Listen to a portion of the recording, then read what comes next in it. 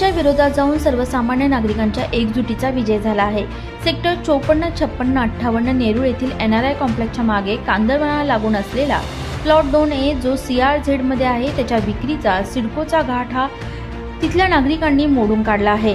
NGT खंडपीठाने सिडकोला 10 October 2023 आदेश देऊन भूखंड विक्री करण्यास नाकारले होते, परंतु सिडकोचे म्हणणे आहे की नवीन अध्यादेश CZMP 2019 26 सप्टेंबर 2023 लागू झाला, जो की NGTच्या ऑर्डरचा पहिला होता, पण NGTने त्याला गृहीत धरले नाही, ज्यासाठी सिडकोने पुनर्विलोकन याचिका दाखल केली होती।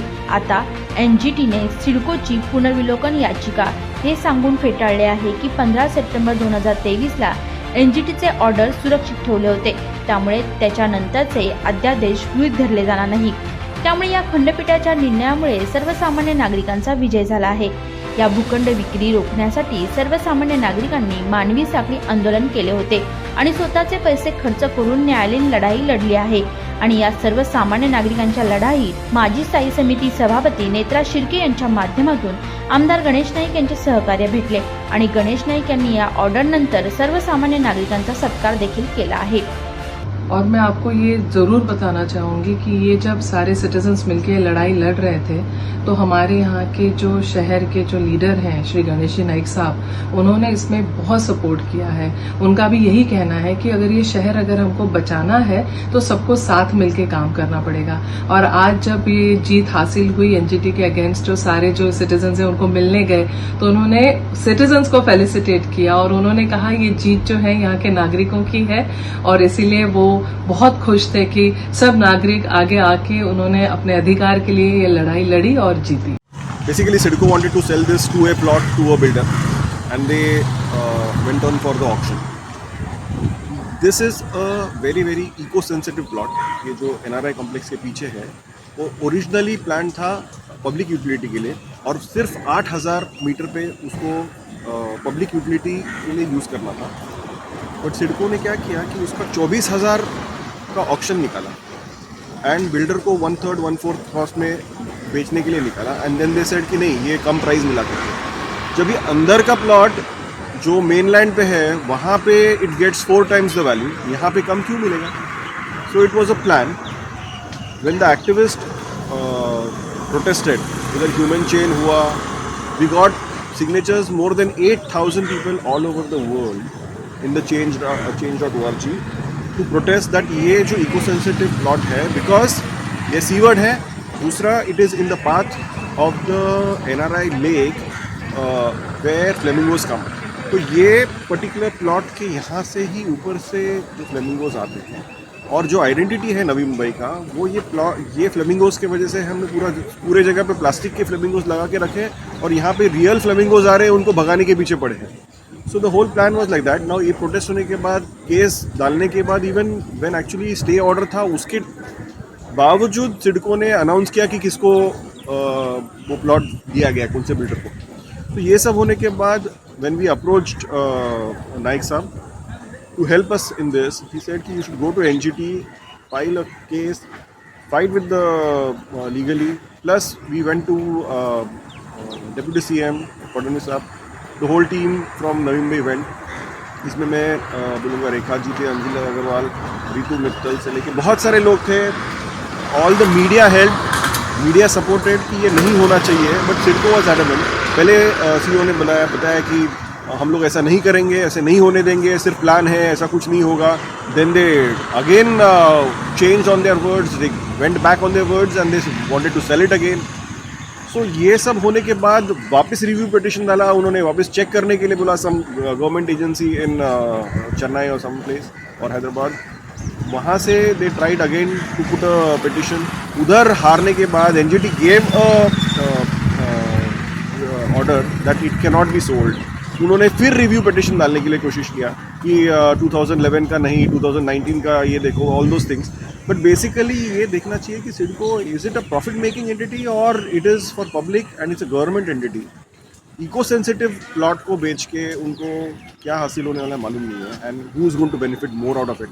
But it's a big win for all the residents of Navi Mumbai and all the activists who took effort human chain बनाने के लिए हंड्रेड्स ऑफ आवर्स पेपर्स बना के फॉलो अप करके उन्होंने उसको फॉलो अप करके अभी I think it's a win for Navi Mumbaikar to keep this city as a flamingo city and I am very happy that the court, the NGT, even the judge was supporting it, saying that this should be maintained. Law बनाने वाले law बनाएंगे, but आपको थोड़ा तो सोचना पड़ेगा कि जहाँ पे इको सेंसिटिव प्लॉट से उसको तो छोड़ दो, दूसरा तो आप बेच ही रहे हो सब.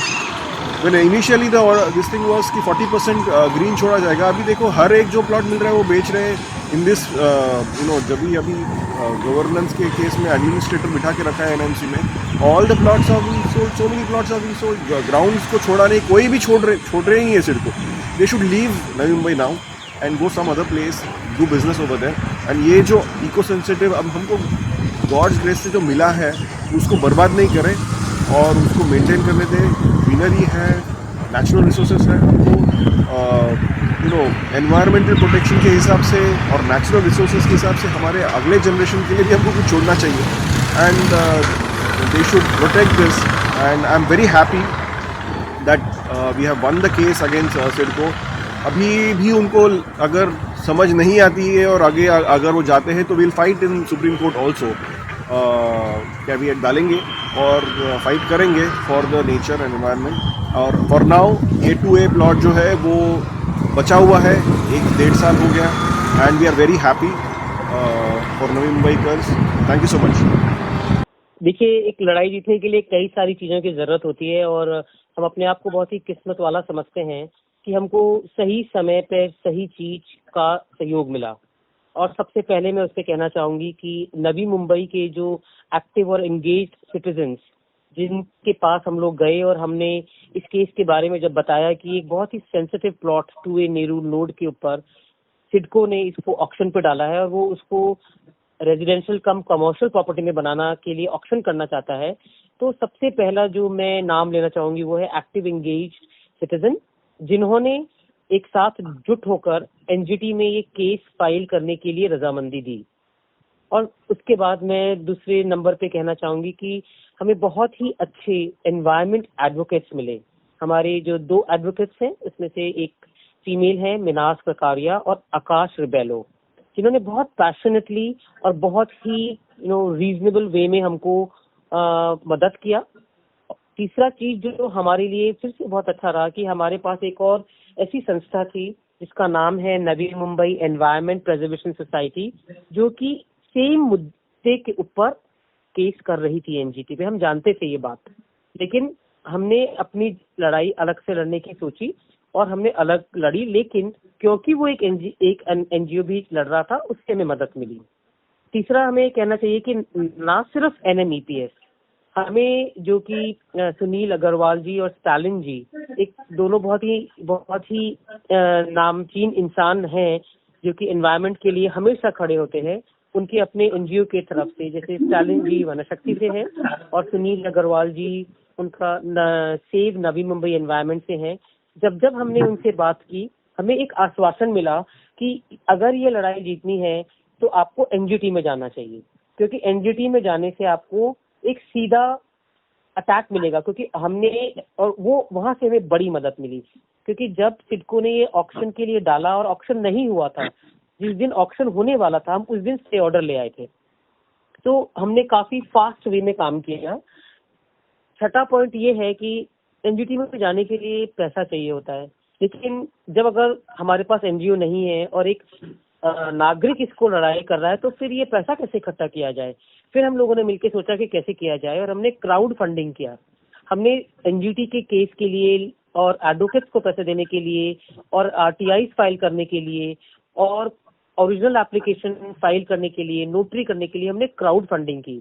और हमें बहुत सारे लोगों ने नवी मुंबई में मिलके क्राउड फंडिंग की. हमने कोई अकाउंट नहीं खोला, लेकिन हमने एक अपने तरीके से एक अकाउंट रखा और क्राउड फंडिंग से हमने ये किया.